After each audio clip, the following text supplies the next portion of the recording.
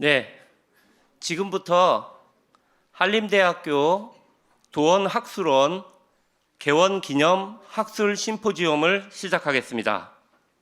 먼저 국민의례를 거행하겠습니다.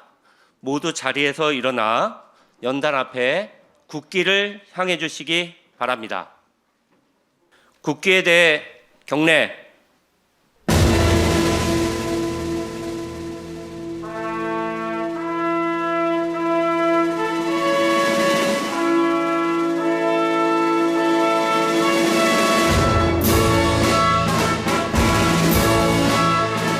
나는 자랑스러운 태극기 앞에 자유롭고 정의로운 대한민국의 무궁한 영광을 위하여 충성을 다할 것을 굳게 다짐합니다.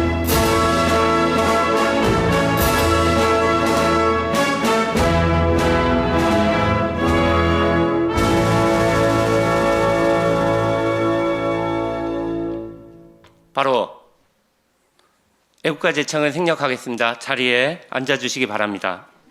한림대학교 도원학술원은 문명 전환의 시기에 직면한 인류의 공영과 공존의 문제를 고민하고 해결하는 연구기관이자 시대적 쟁점들을 풀어나가는 공론장의 역할을 수행하는 싱크탱크로서 2022년에 설립되었습니다. 이 뜻깊은 기관의 설립은 학교법인 일송학원 도헌윤대원 이사장님의 포부와 학문에 대한 열정이 절대적이었습니다. 오늘 개원 심포지움을 맞아 먼저 도헌윤대원 이사장님께서 축사를 해주시겠습니다. 박수로 환영해 주시기 바랍니다. 오랜만에 맑은 공기에 화창한 날입니다. 반갑습니다. 고맙습니다. 먼저 오늘 도원학술원 개념 심포지움을 축하드립니다. 그리고 공사 담당하신 데도 불구하고 왕림하여 주신 삼성전자, SK하이닉스, 대학, 언론, 시민 여러분들에게도 심심한 감사의 인사를 올립니다. 20세기 중반 제4차 산업혁명 디지털 트랜스포메이션이 시작한 이래 불과 50년 만에 우리는 디지털 사회에 대한 적극적 대응에 관한 심포지움을 개최하고 있습니다. 격세지감의 현실입니다. 제4차 산업혁명의 디지털 트랜스포메이션은 전자정보사회라는 제3차 산업혁명의 기반 위에 성장하는 퓨전 테크놀로지입니다. 특히 브릭스루 테크놀로지의 가장 대표적인 특징 중에 하나인 스피드, 필로소피, 즉 리니어 페이스가 아닌 엑스포넨셜한, 다시 말해서 기하급수적이고 혁명적인 트랜스포메이션이 인류의 삶과 일과 모든 관계를 근본적으로 바꿔놓으며 또 한편으로는 기존의 산업체를 inexorable disruption, 무차별한 파괴를 시키면서 또 한 번의 승자와 패자의 운명의 시간을 열고 있습니다. 리보루션이라는 말이 낯설지 않은 시간입니다. 앞으로 제4차 산업혁명의 트랜스포메이션이 얼마나 확장되고 전개될 것인가 하는 것은 아무도 알 수 없습니다. 다만 how to respond, 어떻게 대응하느냐 하는 문제는 의견의 합의점을 찾아가고 있습니다. 바로 integrated and comprehensive agile response입니다. 통체적이고 통합적인 기민한 대응입니다. 모든 소사이어티에 관계되는 스테이크홀더, 즉 퍼블릭 섹터, 프라이빗 섹터, 아카데믹, 시빅 소사이어티 모두가 함께 통합적으로 대응해야 할 시간입니다. 이러한 의미에서 오늘 도원학술원 개념 심포지움은 산업체와 대학과 언론과 시민 모두가 참여하는 참으로 잘 짜여진 심포지움이라고 감히 말할 수 있겠습니다. 때마침 반도체의 특유의 사이클링 슬럼프에 세계 최강의 메모리 반도체 기업인 삼성전자, SK 하이닉스마저 감산하면서 한국 경제의 버팀목인 반도체 미래에 대한 깊은 관심이 기업은 물론 국가, 국민 모두의 높은 경각심성에 있습니다.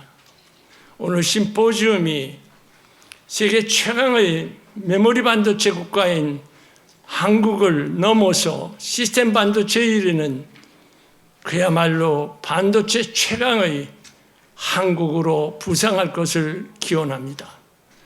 또 한편으로 혁명적으로 전환되고 있는 디지털 트랜스미션에 대한 한국 사회의 깊은 자각의 깨우침에 울림이 시간이 되었으면 하는 바람입니다. 마지막으로 브릭스루 테크놀로지의 개발에는 명심해야 할 전제 요건이 있습니다. 바로 휴먼 퍼스트입니다. 인간을 위한 기술입니다. 휴먼 엠파워링입니다.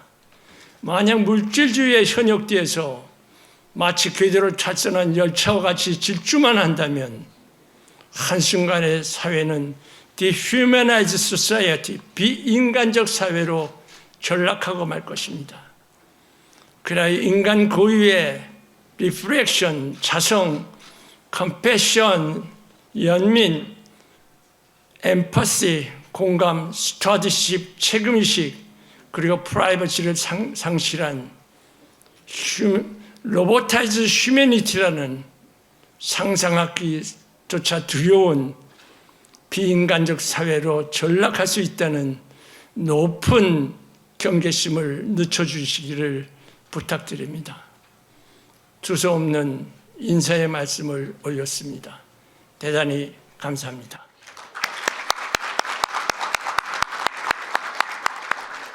오늘 이 뜻깊은 행사가 있기까지 지원을 아끼지 않으신 도원 윤대원 이사장님의 성원에 깊이 감사드립니다. 항상 느끼는 바지만 이사장님이 그 거시적인 변화를 읽는 해안과 그다음에 작은 변화에도 민감하신 그런 통찰에 다시 한번 감탄을 금할 수가 없습니다. 이사장님 감사합니다. 다음은 한림대학교 도원학술원 송호근 원장님께서 근본 학술 심포지엄의 기조 취지를 겸하는 개회사를 하시겠습니다.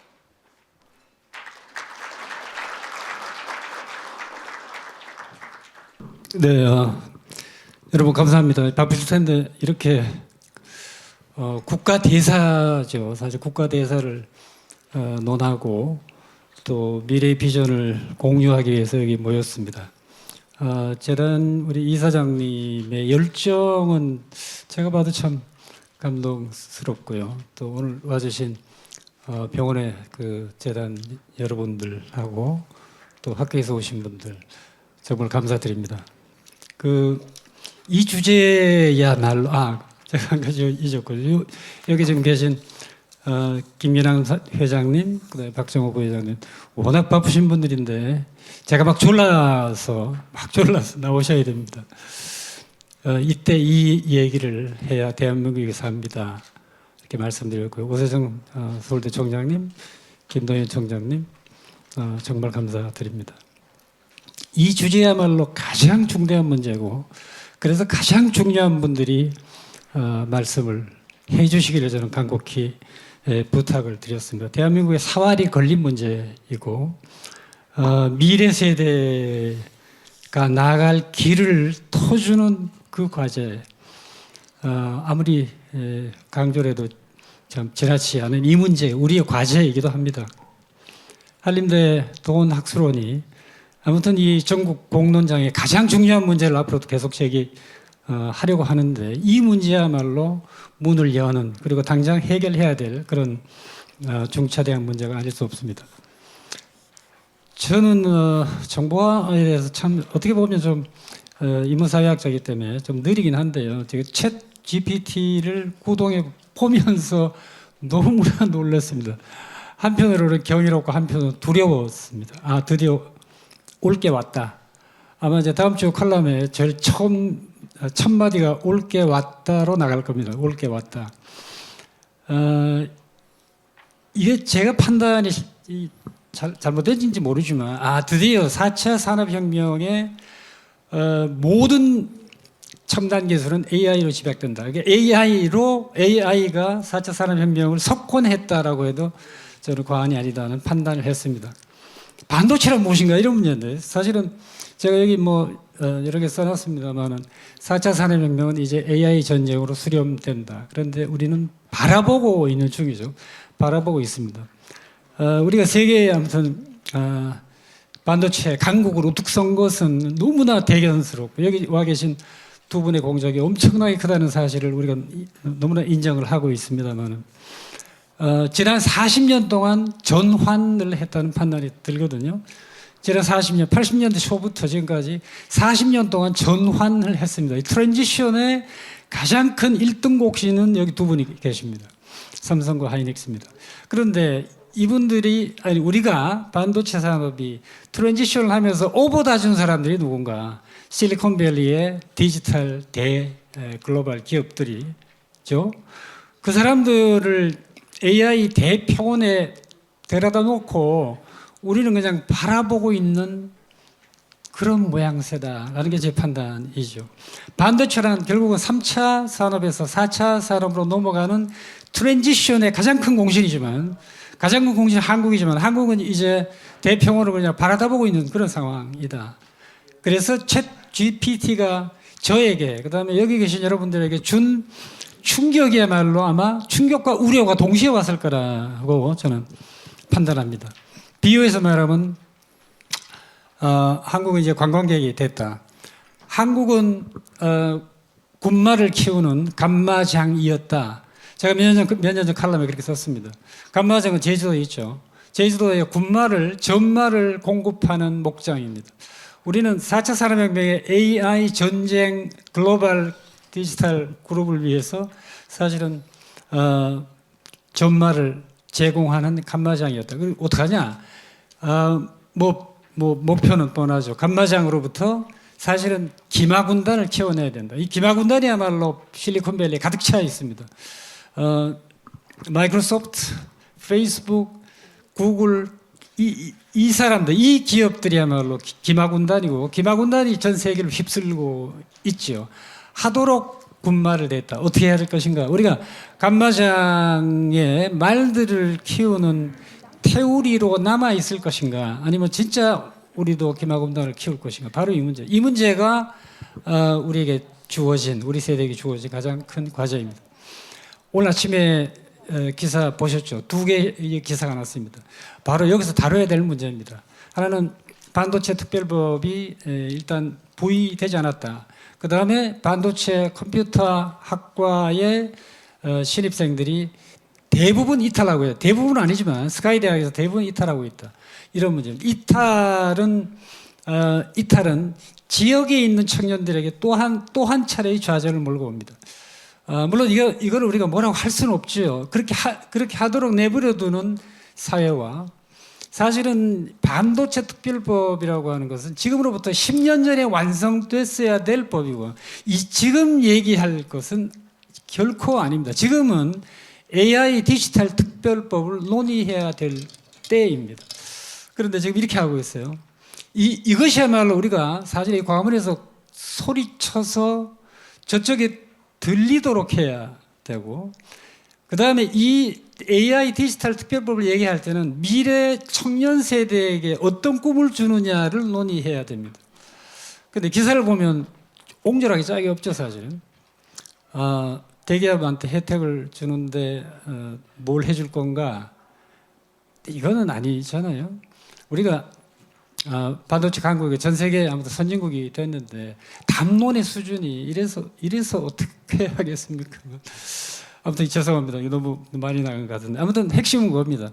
오늘 주제, 여기 가장 중요한 역할을 하신 분들이 교육과 산업 현장에서 반도체 그 감마장의 태우리로 남아 있을 것인가, 아니면 여기서 기마군단을 키울 것인가의 문제입니다. 저는 사실은 나중에 뭐 라운드 테이블이 있습니다만 딱 한 가지만 말씀드리겠습니다. 적어도 예컨대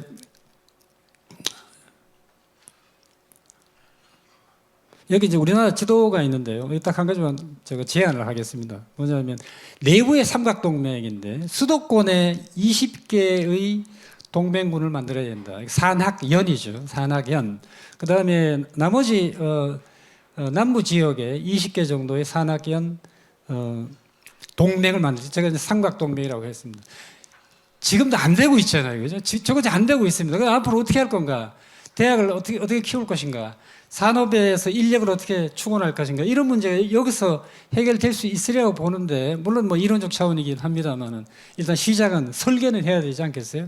그러면서 전국에 사실은 청년들이 모이는 벤처 타운을 한 30개 좀 만들어내야 됩니다. 근데 제가 알기로는 벤처 타운은 판교와 포항에 건물 하나가 있습니다.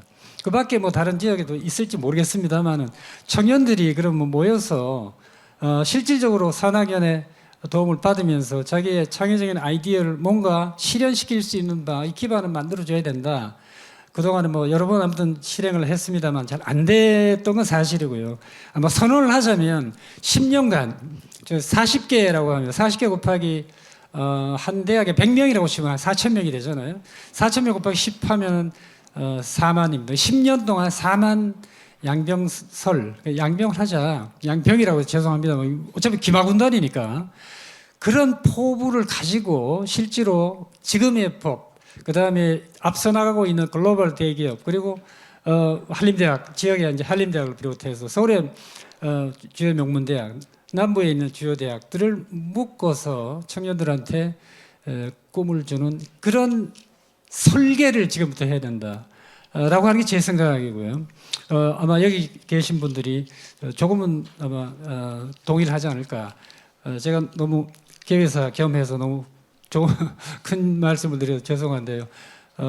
오늘 이런, 그러니까 어떻게 보면 우국 충정인데요.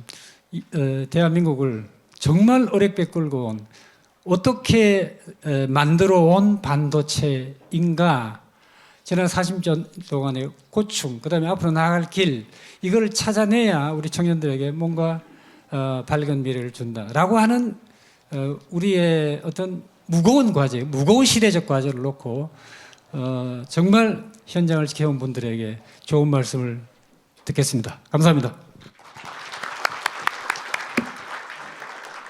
네, 송호금 원장님 말씀 감사합니다. 다 아시겠지만 요즘 인공지능의 경이로움과 충격이 다시 한번 깊게 다가오는 것 같습니다.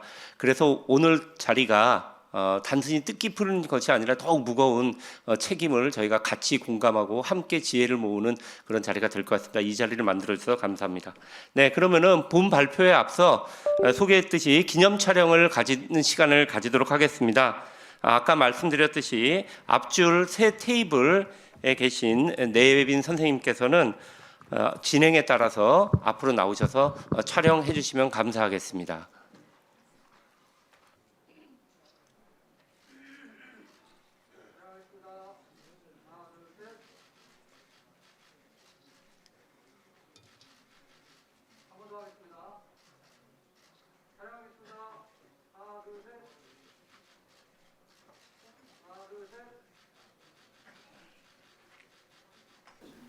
한림대학교 도원학술원 개원기념 학술 심포지움의 기조 발제 세션에 이어서 주제 발표 세션을 시작하겠습니다.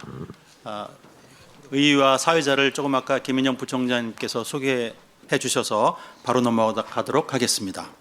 이번 세션에서는 디지털 시대 한국의 대학교육, 대안을 찾아서라는 주제로 전현직 총장님 세 분의 주제 강연을 청해 듣도록 하겠습니다.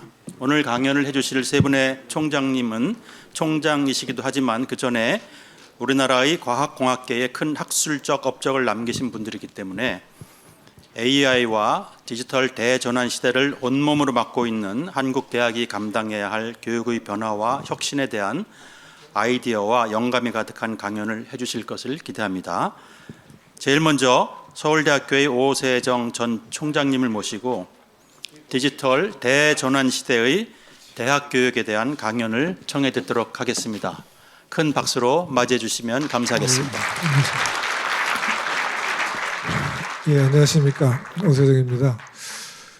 사실 오늘 굉장히 중요한 토픽이고,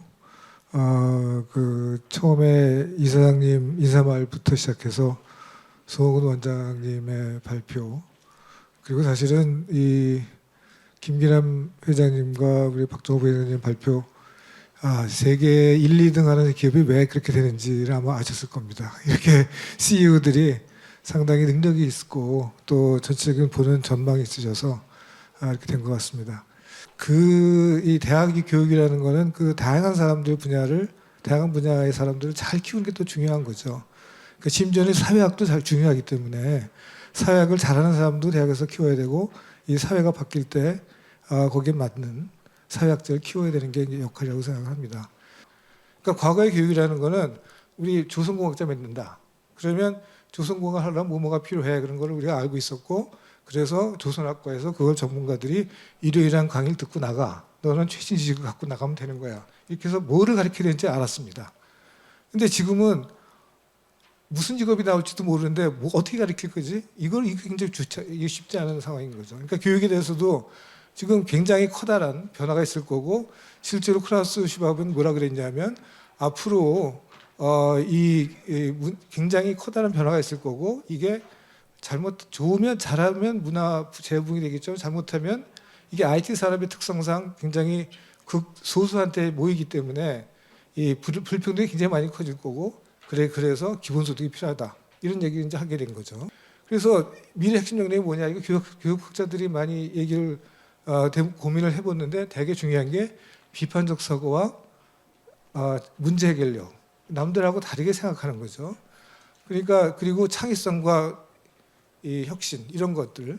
그러니까 우리가 지금 수능에서 테스트하는 건 전혀 다른 퀄리티를 요구하는 겁니다. 수능은 틀리지 않게 뱉어내는 것, 이게 중요한 능력인데 이제 그런 게 아니고, 그다음에 이 세상에 혼자 하는 일이 거의 없으니까 산업을 보더라도 회사 가더라도 같이 할 수 있는 능력이 필요하다. 그리고 전 세계적으로 글로벌화되어 있기 때문에 다른 문화를 이해하는 것도 필요하다. 이런 것들이 굉장히, 이거는 앞으로 어떻게 사회가 바뀌든 간에 계속 이건 변하지 않을 거라는 걸 되게 예측할 수가 있죠. 그래서 앞으로 교육은 어떻게 시켜야 될 거냐, 구체적으로 뭘 가르치느냐는 게 중요한 걸, 그 얘기를 하기는 참 어렵겠지만, 일단은 이 메모라이즈 하는 능력보다는 창조력과 문제 해결 능력을 키워야 되고, 그다음에 이제 한 분야의 좁은 분야의 전문 능력보다는, 전문 지식보다는 좀 넓게 다른 분야를 볼 수 있고 융합적인 사고를 할 수 있어야 된다.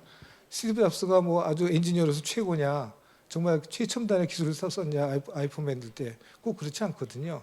그 인문사회적인 그런 느낌을 가지고 이 기술적인 거 종합을 했기 때문에 아이폰이 크게 히트를 친 거죠. 심지어는 요새 와서는 인문 예술적 감성까지 중요하다, 이렇게 얘기를 해서 그렇지만 뭘 하든지 간에 기본적으로 컴퓨터와 ICT 독학이 있어야 되겠다. 이거에 대해서는 아마도 대부분 동의를 하실 겁니다. 그러니까 저는 이 대입제도를 획일적인 이런 평가를 할 게 아니라 바꿔야 된다고 생각하고, 그다음에 대학도 물론 변혁을 해야 되고요. 아까 마지막으로 말씀드리고 싶은 거는, 사실은 우리나라의 교육제도의 제일 큰 문제점이 획일적인 잣대로 줄 세우기거든요. 그게 좋은 학생들이, 그 줄을 잘 쓴 학생들이 서울대학을 들어오는 거고요. 근데 그 학생들이 꼭 능력 있는 학생들이냐는 건 필수 졸업을 하고, 그게 지금 우리 인구 문제도 문제가 되고 지역의 균형 발전도 문제가 돼서 아까 일본 박정호 부회장님 말씀하셨지만, 일본처럼 지역에 다 이 핵심이 되는 그런 좋은 연구 중심 대학이 있어서 그 지역을 거기에 맞춰서 기우는 게, 그러니까 예를 들어 춘천이면 춘천이 갖고 있는 특징을 가지고 거기에 좋은 기업이 생길 수 있게 만드는 게 대학의 그 허브 역할을 하는 게 앞으로 우리나라의 균형 발전에서 꼭 필요하다고 생각합니다. 자, 이걸로 마치겠습니다. 감사합니다.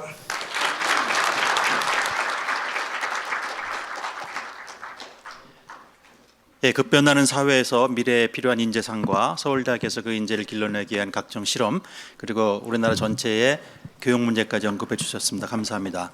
이번 세션의 두 번째 강연의 제목은 기정학 시대의 인재 확보 전쟁이라는 주제입니다.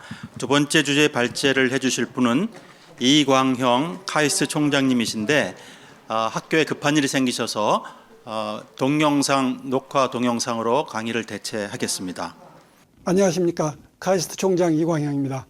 저는 오늘 기정학 시대의 인재 확보 전쟁이라는 제목으로 말씀드리겠습니다. 새로운 기정학 시대가 돼서는 우리 스스로의 패러다임도 바뀌어야 된다고 생각을 합니다. 기존에는 우리의 의식 속에 강대국 틈에 끼어서 우리는 스스로 국가의 운명을 정할 수 없는 종속적인 관계에 있다고 생각을 했습니다. 그러나 지금은 기술 중심의 사회이기 때문에 기술을 가지면은 우리 대한민국의 국기도 커집니다. 그래서 기술이 있으면 국제 무대에서 당당하게 활동할 수 있는 그런 시대가 되었습니다. 그래서 이런 기정학 시대에는 자, 그럼 무엇이 국가의 안보를 좌우하게 되는가? 저는 기술을 가지고 있느냐가 중요합니다. 기술을 가졌다는 것은 인재를 가지고 있느냐 그 얘기입니다. 그래서 인재 확보가 바로 국가 안보가 되는 시대가 됐고 기정학 시대에는 인재 확보전이 지금 벌어지고 있다고 볼 수 있겠습니다.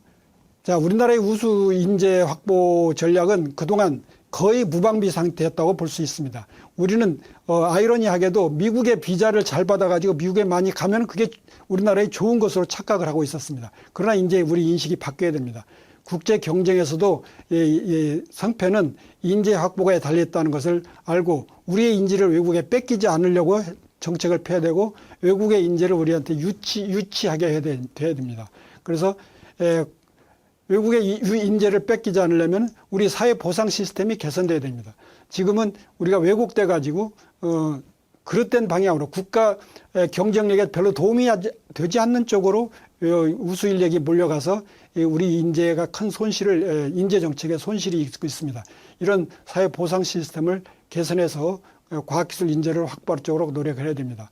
그리고 국가 전략 분야에 인재를 양성해야 되는데 이 전략 분야에 관련된 학과의 정원을 조정해 가지고 인력 양성 숫자를 늘리도록 해야 되고 또 지역에 있는 거점 대학에 또 이런 전략 분야 학과를 신설을 용이하게 해줄 필요가 있겠습니다.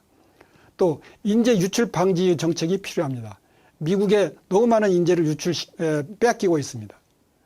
또 중국의 퇴직 기술자로 해서 유출이 너무 많이 되고 있습니다. 이것에 대해서 우리가 관심을 가져야 됩니다. 그리고 우수 인력을 외국에서도 우리가 유치하도록 노력해야 됩니다. 그래서 저는 우수 외국 인력 유치에 대해서는 저는 한국이 영주권과 국적을 대폭적으로 개방을 해서 줘야 된다고 생각하고 카이스트에서는 신문화 전략이라 해가지고 우리의 연구나 교육에 대한 의식을 바꾸는 일을 하고 있습니다. 저는 Q 카이스트라고 부릅니다. 첫 번째 Q를 보도록 하겠습니다. Q에서는 창의적인 인재를 기르기 위해서 질문하는 사람을 존중합니다. 질문하는 인재들한테 상을 주고 여러 가지 격려를 해줍니다. 그리고 질문한 인재를 기르기 위해서 질문하는 사람을 만들기 위해서는 독서를 많이 해야 됩니다. 그래서 1랩 1독서 운동을 하고 있습니다.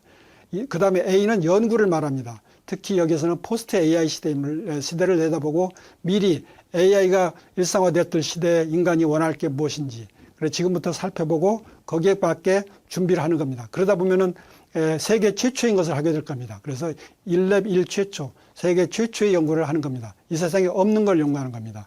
그 다음에 I입니다. I는 글로벌 인재를 기르는 건데 국제화입니다. 국제화는 해외 캠퍼스를 개척하고 저희들이 하고 있는 뉴욕 캠퍼스 또 각 연구실에는 외국인들을 한 명 이상 모시자 해서 1랩 1 외국인 연구를 활동을 하고 있습니다.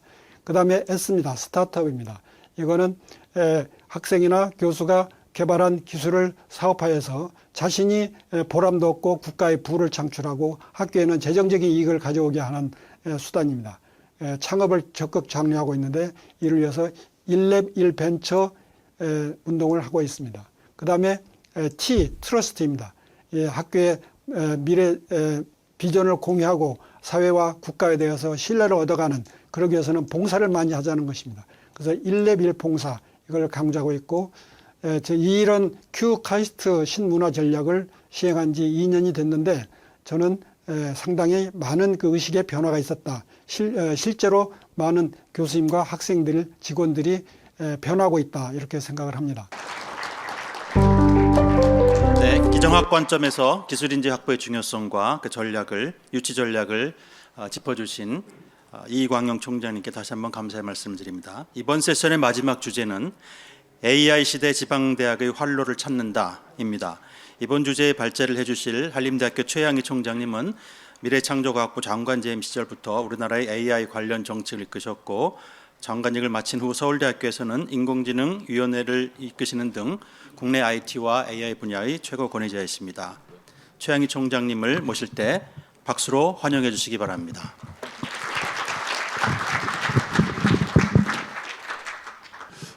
반갑습니다. 오늘 도원학술원 한림대학교 도원학술원 개원 심포지움을 이렇게 성황리에 참석해 주시고 시간이 갈수록 열기가 더 뜨거워지는 것 같습니다. 학교를 대표해서 교직원을 대표해서 먼저 무한한 감사를 드립니다. 오늘 이 심포지움의 주제나 내용들은 사실 국내에서 이 분야의 가장 최고 전문가들 어마어마한 분들을 모시고 지금까지 아주 열띤 토론과 발표를 여러분들 들으셨을 겁니다. 이제 조금 릴렉스 하시고 좀 한림대학교 얘기 또는 지방대학 얘기를 제가 좀 드리려고 합니다.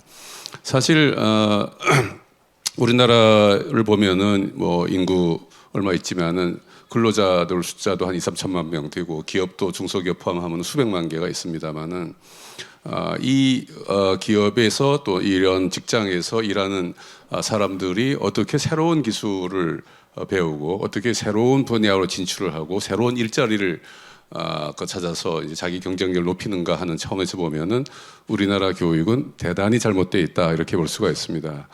우리나라 교육은 그저 주어진 커리큘럼에 정해진 학점을 따면은 학위를 주고 그 다음에는 개인에게 알아서 하라. 그 기업에서 또 그런 사람을 데려오면 모자라면은 재교육을 통해서 이 사람을 업그레이드를 하라. 이런 식으로 상당히 이제 무책임한 그런 제도로 우리나라가 이제 교육 제도가 구성되어 있습니다. 그 핵심에 이제 그 지방에 있는 많은 고등 교육 기관이 존재하고 있습니다. 우리나라의 인구 구성을 보면은 그 수도권 집중이 굉장히 심하긴 하지만은 그래도 고등교육 기관을 보면은 지방에 굉장히 많은 대학들이 산재해 있고 이 지방 대학에서 키워지는 학생 수, 인재 수는 어마어마합니다. 그러나 이제 과연 여기에서 적절한 교육이 일어나고 적절한 개혁이 일어나고 적절한 사회와의 통합이 일어나는가라는 측면에서 우리가 들여다보면은 아직도 갈 길은 멀다. 즉 현재 혁신이 필요하다. 이런 결론에 도달할 수가 있습니다. 그래서 아까 오세정 총장도 말씀하시고 이광영 총장도 말씀하셨지만은 대학의 새로운 모델을 우리가 추구하는 변곡점에 지금 있는데 새로운 모델을 어디서 어떻게 시작할 것인가 하는 측면에서 봤을 때 물론 탑스쿨인 서울대학이나 카이스트에서 시작할 수 있지만은 대규모의 인력을 우리나라 전체에 공급을 하고 또 지역적으로 잘 균형된 발전을 이루려면은 지방 대학에서의 개혁과 혁신의 모델이 반드시 필요한 것이 현실이라고 볼 수가 있습니다. 그런 면에서 우리나라의 많은 대학들을 보면은 지방에 존재하는 대학들 중에서도 국립대학, 공립대학, 사립대학 또 뭐 2년제 대학, 4년제 대학 다양한 대학들이 존재하는데 한림대학과 같이 중소도시에서 사립대학으로서 중소규모를 가진 대학에서 이 혁신을 가장 잘 일궈낼 수가 있다면은 가장 큰 롤모델이 될 수 있지 않을까 이제 그런 생각을 저희가 하게 되었고 이런 맥락에서 학내에서 제가 총장으로 근무한 지난 1년 반 동안 아주 다양한 토론과 심도 있는 대안 검토가 이루어졌고 거기에 따라서 여러 가지 이제 액션 플랜이 성립을 했고 그 중에 하나가 오늘 개원 심포지움을 하는 도원학술원이 되겠습니다. 그럼 제가 준비한 자료를 지나가면서 발표를 드리도록 하겠습니다. 저희는 이제 코로나 때문에 지금 3년째 그래도 오늘은 그래도 마스크를 많이 벗고 계시네요. 이렇게 어려운 시기를 겪고 있는데 이러한 것들로 인해서 아까 뭐 기업은 7년 빨라지고 학교는 3년 빨라졌다 이런 얘기들을 하셨는데 맞습니다. 저희는 새로운 문명의 도래를 지금 아주 몸으로 아주 절실하게 경험을 하고 있습니다. 대학에서 강의가 이루어지는 방식, 학생들의 캠퍼스에 세워하는 방식, 회사가 운영되는 방식, 사회에서 여러 가지 그 무슨 그 활동이 일어나는 방식이 옛날이랑 많이 달라졌습니다. 즉 새로운 문명이 우리한테 도래를 했습니다. 문명입니다.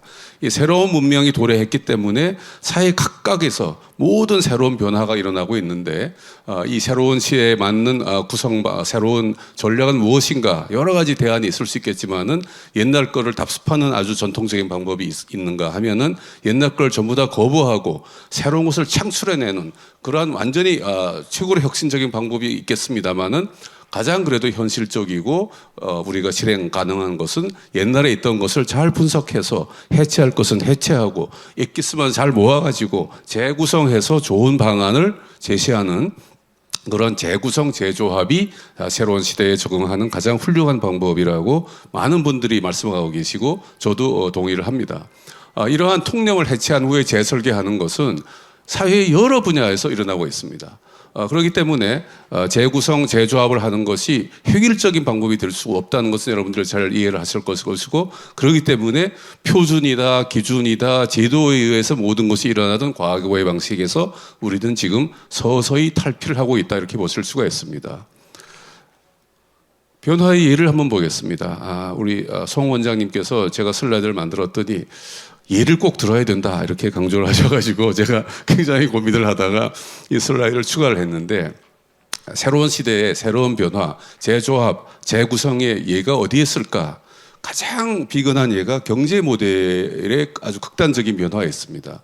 옛날에는 대기업, 대규모의 투자, 대규모의 고용, 대규모의 생산, 대규모의 유통 이런 걸로 해서 경제 모델이 성립하고 그것에 의해서 각 나라의 발전의 척도가 측정되고 거기에 의해서 사회 일자리가 만들어지고 이런 시대에서 지금은 스타트업이 지배하고 경쟁력을 좌우하는 시대로 서서히 이전을 했고 이미 굉장히 많이 이전을 했습니다. 이것도 재조합, 재구성의 가장 대표적인 예가 되겠습니다.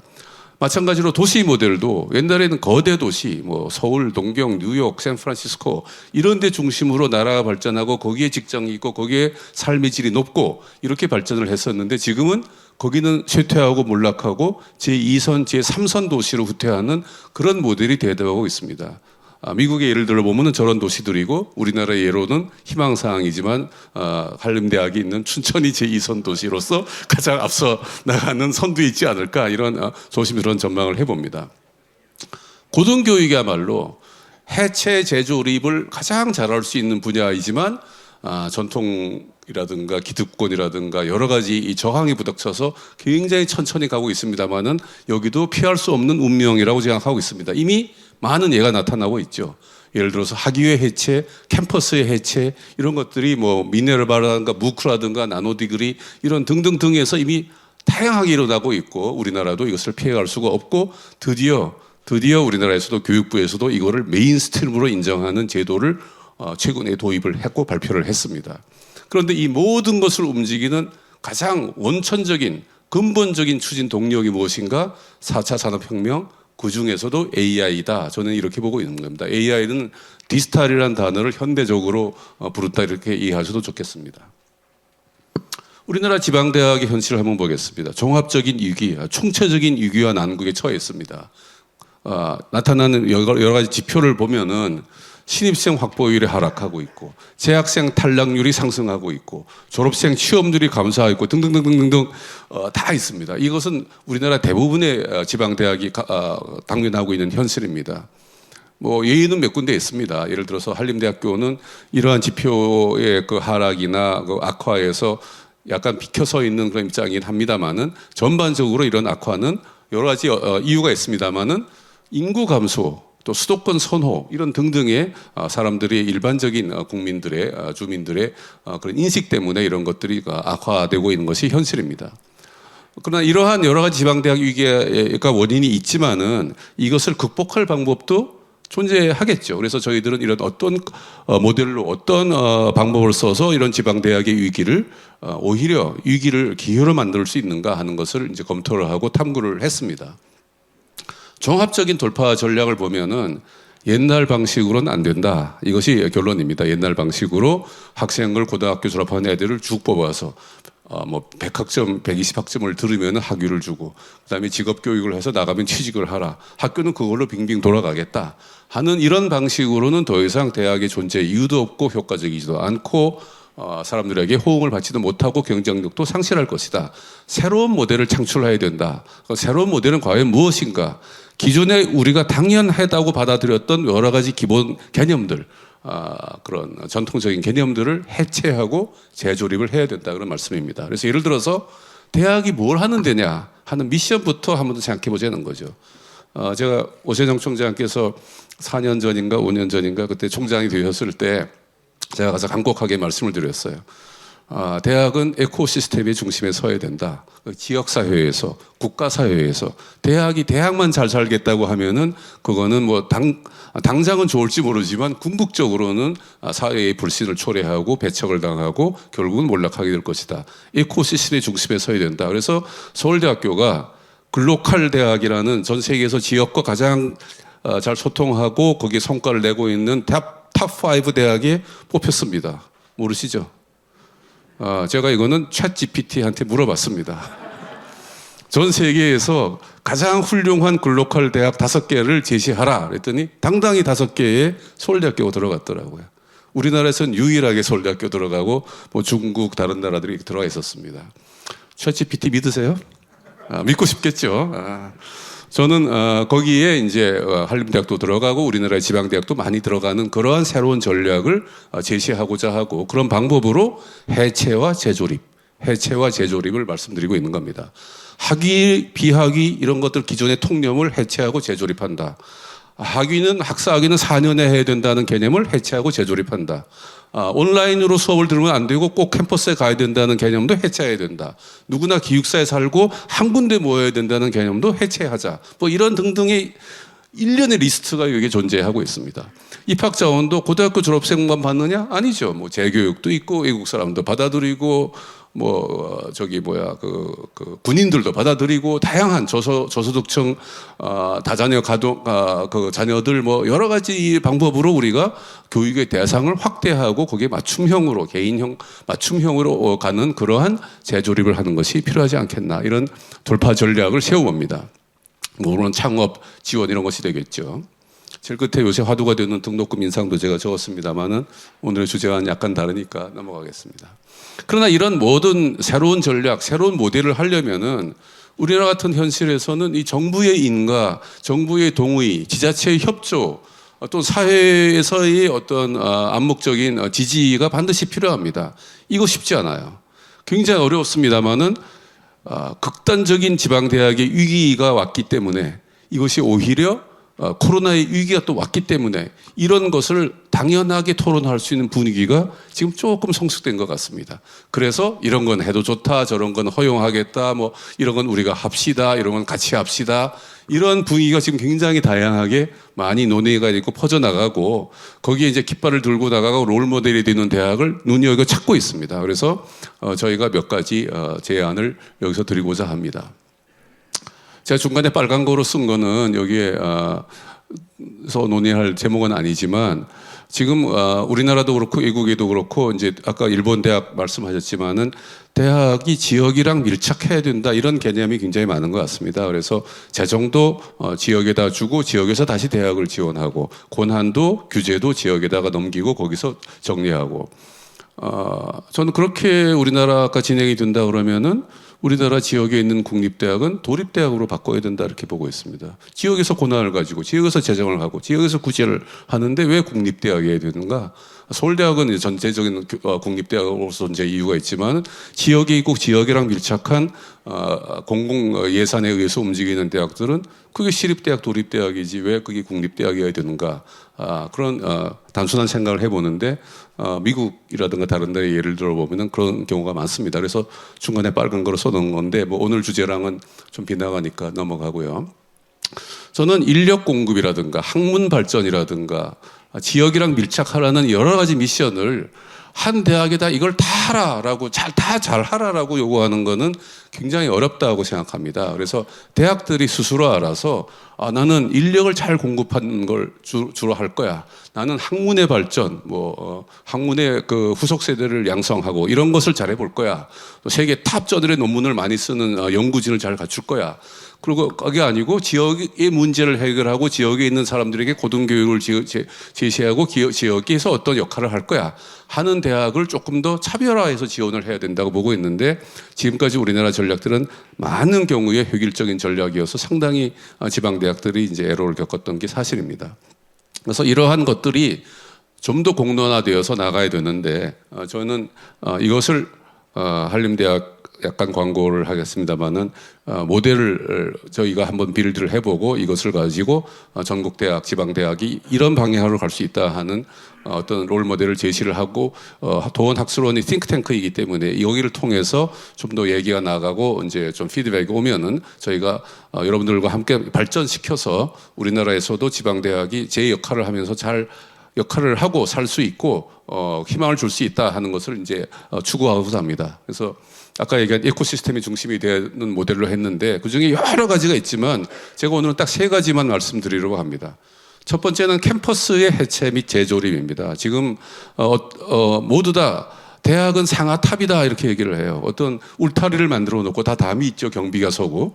그리고 그 안에 들어가려면 뭐 증명서를 보여야 되고 도서관 들어가려면 뭘 해야 되고, 이거 다 없애지는 겁니다. 그러니까 캠퍼스를 완전히 오픈된 열린 대학으로 만들고, 캠퍼스조차도 사이버 공간으로 확장할 뿐만이 아니라 지역 곳곳으로 수요가 있는 곳곳으로 그것이 진출을 해야 된다고 보고 있습니다. 여기 우리 한림대학교 기술지주 대표도 오셨지만은 창업 기술 지주를 하기 위해서 캠퍼스 안에만 머물면 안 됩니다. 그 수요가 있는 곳으로 나가야 됩니다. 역삼동으로 가야 되고 판교로 가야 되고 무슨 대구로 가야 되고 그렇게 캠퍼스가 해체돼서 다시 퍼져나가야 됩니다. 여러분들 대학 캠퍼스의 그 진화 과정을 보면은 도심에 있다가 좁으니까 교외로 나갔다가 지금은 다시 도심으로 이렇게 해체돼서 여기저기 흩어지는 형태로 캠퍼스의 제3.0 모델이 전 세계적으로 유행입니다. 우리나라도 보시면은 캠퍼스의 어떤 뭐 디자인 분야라든가 뭐 광고 분야라든가 예술 분야라든가 이런 캠퍼스는 시내의 한복판에 젊은이들이 좋아하는 것에 빌딩을 하나 마련해서 거기에서 학과 운영하는 경우도 굉장히 많습니다. 그러니까 캠퍼스가 꼭 한 군데 모여서 전원이 기숙사에 살면서 이렇게 모든 걸 해야 된다는 것은 앞으로 그 해체 재조립의 개념에서 보면은 굉장히 부적절하고 이제 그 균형이 많지 않는 방법이죠. 두 번째는 제가 교육 시스템을 보면은 우리나라는 대개 학과를 만들고 전공을 개설한 다음에 이것이 대개 수십 년씩 지속되고 거기에서 안정화되기를 바랍니다. 근데 현대 사회나 현재 기업 환경은 그렇게 해서는 안 되죠. 인재는 굉장히 스피디하게 배출이 되어야 되는 것이고 전공 구성도 스피디하게 융통성 있게 바뀌면서 맞춤형으로 교육이 되어야 되는데 현재 대학 교육 시스템은 그것을 도저히 따라가고 있지 못합니다. 그래서 스피디하게 AI 기반으로 문제 해결형으로 전공을 구성하고 매년 그것을 개인 맞춤형으로 바꿔나가는, 그리고 그중에 상당 부분은 온라인으로 교육하는 그런 과정을 개설해서 공급할 필요가 있다. 그래서 그 첫 번째 일환으로 한림대학교는 이번에 2가지 과정에 의해서 1년짜리 석사 과정을 개설을 합니다. 이번 가을부터 학생들 모집을 하는데 석사를 받기 위해서 대부분 2년 또는 뭐 파트타임을 하면 그 이상 시간이 걸렸는데 딱 1년 내에 압축해서 온리로 해서 그 맞춤형으로 교육을 할 수 있는 그런 과정을 첨단 아주 융합 분야에서 만들어서 제공을 하게 됩니다. 이것이 성공하면은 점점 늘어나가지고 이것이 50개, 100개 이렇게 나가는 새로운 대학 고등교육의 모델을 보이게 되겠죠. 두 번째는 플렉서빌리티입니다. 아까 많은 분들이 말씀하셨지만은 미래에 어떤 직업이 나타나서 어떤 일자리로 우리가 일할지를 모릅니다. 요즘 지금 태어나는 학생들, 어린이들, 아기들, 초등학생들은 일생 동안에 직업을 6번 바꿀 거라 그럽니다. 새로운 일자리가 나타나는 거죠. 무슨 전공을 공부해야 될지 모르는 거예요. 그렇기 때문에 역량을 갖출 때 전공 지식을 쌓는 걸로 대학 교육을 해서는 이것이 불가능합니다. 사회에 어댑트하는 것이.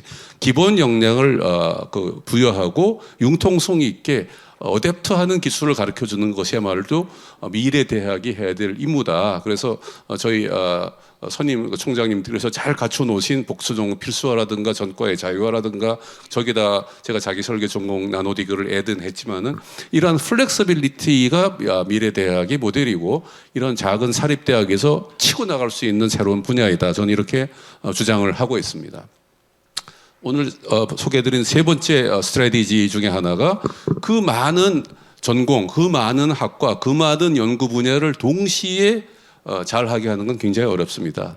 앞에 끌고 나가는 선두주자가 있고 그것을 지지하는 그 대규모 집단이 있어야 됩니다. 그래서 선두주자로 한림대학은 이렇게 세 가지를 정했는데 아마 다른 대학들도 정해야 할 것 같습니다. 우리나라의 많은 대학들은 그 대학에 가면 뭐가 있어? 이렇게 물어보면 대답을 잘 못합니다. 소위 플래그십 인스티튜트가 없어요. 잘하는 분야를 딱 집어서 얘기할 수 있는 데가 별로 없습니다. 그래서 제가 보니까 한림대학교에는 한림과학원이라는 조직이 수십 년간 인문사회과학에 수백 권의 책을 출판을 하고 강연을 하고 세미나를 하고 심포지움을 하고 하면서 아주 명성을 쌓고 역사를 도도히 이어왔습니다. 그런데 이제 제가 이사장님께 건의를 드렸더니 그러면은 인문사회에만 그치지 말고 과학기술 분야라든가 기초학문을 다 수용을 한 좀 더 큰 싱크탱크를 만들어서 우리나라 대학이 할 수 있는 역할을 좀 제대로 해보자 이렇게 저한테 거꾸로 이제 그 임무를 주셨습니다. 그래서 논의를 해본 결과 그런 과학원도 아우르고 뭐 한학 연구를 하는 그룹도 아우르고 아시아 문화 하는 데도 아우르고 지역 문화 지역 협력하는 데도 아우르면서 좀 더 폭넓은 오늘같이 반도체 문제까지도 아우르는 그러한 띵크탱크 조직을 도헌 학술원이라는 이름으로 이제 신설을 작년에 하게 되었고 이와 유사한 그런 띵크탱크로서 저희가 AI 분야에도 하나가 있고 아까 질문자로 나셨던 박현재 박사가 원장이신데 또 의료 분야, 바이오 분야, 한림대학의 가장 스트롱한 메디컬 분야에도 있습니다. 그래서 이러한 싱크탱크를 만들고 연구 집단을 만들었으면은 이제 성과가 나야 되겠죠. 이 성과를 내는 것도 저희가 이미 굉장히 그 많은 성과를 내서 우리나라의 이제 지방 대학 중에서 여러 가지 그 랭킹을 따지면 거의 1, 2등을 하고 있습니다만은 이걸로 부족합니다. 그래서 굉장히 더 치고 나가려면은 끌고 가는 리더 그룹들이 존재해야 됩니다. 그래서 소위 명품 학과, 명품 그룹, 명품 전공이 존재해야 되는데 이것을 하기 위해서 저희가 한림의료원에서 하던 마이티 한림이라는 제도를 이사장님 허락하에서 따와서 마이티 한림 캠퍼스라는 프로그램을 이제 올해 1월 달에 이제 시작을 했습니다. 그래서 지금 공모를 했고 많은 교수님들이 방학 동안에도 제안서를 다 써서 제안을 하셔가지고 심사를 오늘 내일 지금 하고 있고 다음 주에 선정된 그룹들을 발표를 하게 되면은 이 그룹들이 또 끌고 나가고 또 새끼를 치고 그러면은 지방 대학이 어떤 롤 모델을 어떻게 발전해야 되는 그런 데피니션을 이 그룹을 통해서 우리가 가까이 할 수 있지 않을까 그런 생각을 했습니다. 제가 한림대학 선전을 너무 했지만은 그게 목적은 아니고. 우리나라에서 지방대학이 AI 시대에 어떻게 서바이브를 해야 되는가 하는 것은 그냥 챗GPT를 써서 뭐 커리큘럼을 바꾼다, 뭐 디지털화를 해서 좀 더 편한 그 학사 운영을 한다 이런 차원이 아니고 근본적인 구조의 개혁, 그 소위 제가 아까 말씀드린 해체와 재조립 그리고 리딩 그룹의 육성 이런 걸 통해서 존재 이유를 대학의 미션을 재정립하는데 큰 의의가 있지 않겠나 이런 뜻에서 장황하지만 말씀을 드렸습니다. 감사합니다.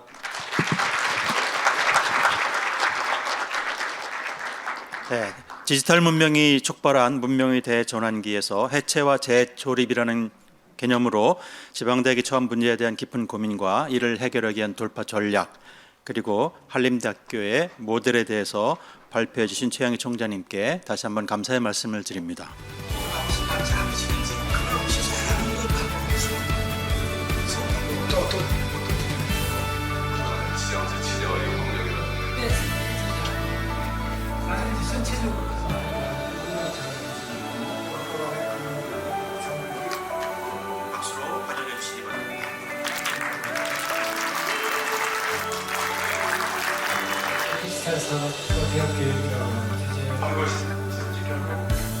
인재 아닙니다. 총장님 얘기해서 생각을 하지 않습니까? 인간의 사고라고 하는 거죠. 조정을 하고 있는데 블루오션을 찾아서 산업사회 100m의 개수가 아마 1억 1천 정확하게 하는 현장 사원들이 다 그냥 생각을 하시고 시작이라고 봅니다.